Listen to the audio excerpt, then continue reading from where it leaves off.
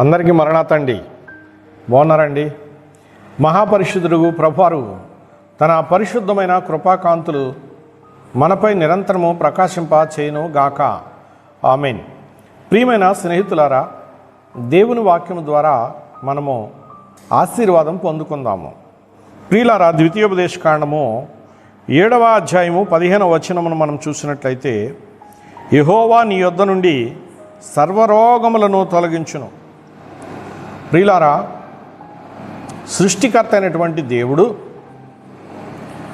మన యొద్దకు వచ్చేటటువంటి సర్వరోగాలను ఆయన తొలగిస్తాను అని చెబుతున్నారు. ప్రియులారా, మరి రోగాలను నిలువ ఉండకుండా ఆయన తొలగించి వేస్తానంటున్నారు. ప్రియమైన స్నేహితులారా, ఇవి సంచరిస్తాయి అని మనం గ్రహించాలి. చీకటిలో సంచరించు తెగులునికైనను అని 91వ కీర్తనలో ఉంటుంది. ప్రియులారా, ఈ రోగాలు, ఈ తెగుళ్ళు ఏం చేస్తున్నాయంట? సంచారం చేస్తూ ఉన్నాయి, ఒక చోట ఉండట్లేదు. ప్రియులారా, నచ్చిన వారిలో స్థావరం ఏర్పాటు చేసుకుంటున్నాయి. ప్రియులారా, మనం గమనించినట్లయితే శ్రీ మొంగమూరు దేవదాసాయి గారు చెప్పినటువంటి ఒక మాటలో, రోగిలోని దయ్యములను సాగదరిమి వేసినావు రక్షకాన వందనాలని ఒక పాటలోని శరణం ఉంది. ప్రియులారా, రోగి ఉన్న ప్రతి వానిలో దయ్యం ఉంటుందని, ఆ దయ్యమే ఆ రోగానికి స్థావరమని ఈ యొక్క మరి కీర్తనలోని అంశమును బట్టి మనం గ్రహించవచ్చు. ప్రియులారా, వాటన్నిటినీ ఆయన ఏం చేస్తున్నారట? తోలివేతును అని చెప్పి ఆయన సెలవిస్తూ ఉన్నారు. ఇశ్రాయేలు ప్రజలు ఐగుప్తు దేశంలో ఉన్నప్పుడు ఐగుప్తు దేశీయులైనటువంటి వారికి భయంకరమైనటువంటి క్షయ తెగుళ్ళు ఎన్నో వారిలో సంచరించాయి, వారి మధ్యలో నివాసం చేశాయి, వారిని వేదనకు గురి చేశాయి. ఆ విధమైనటువంటి తెగుళ్లలో ఒకటైనను ఇశ్రాయేలీయులకు దేవుడు కలుగనీయలేదు. కలుగకుండా దేవుడు వారికి తగినటువంటి జాగ్రత్తలు, భద్రతలు తెలియపరిచారు.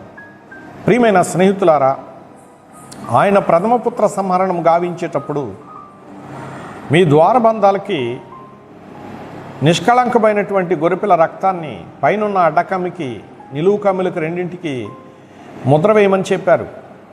ఆ గొర్రెపిల్ల యొక్క మాంసమును మీరు భుజించాలి అని సెలవిచ్చారు.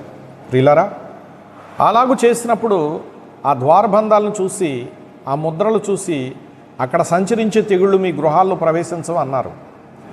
ఐగుప్తీయులు దేవుని మాట నమ్మలేదు. అందరి గృహాల్లోనికి ఆ విధమైనటువంటి తెగుళ్ళు, మరణదూత ప్రవేశించి ప్రథమపుత్ర సంహారం గావింపజేసింది. ప్రియులారా, ఈ ముద్రలు వేసుకున్న ఇశ్రాయేలు గృహాలు తప్పించబడ్డాయి. వారు పండగ చేసుకున్నారు. ప్రియులారా, దేవుని మాట వింటే పండగే, సంతోషమే, ఆనందమే.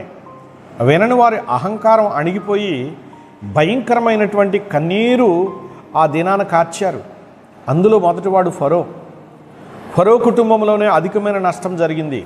ప్రియులారా, దేవుని మాట ప్రజలకు ఉపకారం చేసే మాట గనుక దేవుని మాటలను ఎవరు అశ్రద్ధ చేసినా వారు శాపగ్రస్తులవుతారని ఇర్మియా గ్రంథము 48లో దేవుడు సెలవిస్తున్నారు. గనుక మనమందరము ఆశీర్వదించబడాలి అంటే ఆయన మాటలు వినాలి, ఆయన ఎదుట మనము తగ్గాలి. ప్రియులారా, అట్టి దీవెనలు ప్రతి దినము ప్రభువారు మనకు ప్రసాదిస్తూ దినదినాభివృద్ధితో మనను నిరంతరము చిగురింపచేయునుగాక. ఆమేన్. అందరికీ మరణాతండి. చిన్న ప్రార్థన చేసుకుందాము. ప్రాణప్రియుడైన పరలోకపు తండ్రి, నీకు స్తోత్రములు. ఆనాడు అహరోను కర్రను మందసం దగ్గర పెట్టినప్పుడు ప్రభు, దేవుని సన్నిధిలో ఆ కర్ర తెల్లవారేసరికి మా ప్రభు చిగురించింది, పువ్వులు పూసింది, కాయలు కాసింది.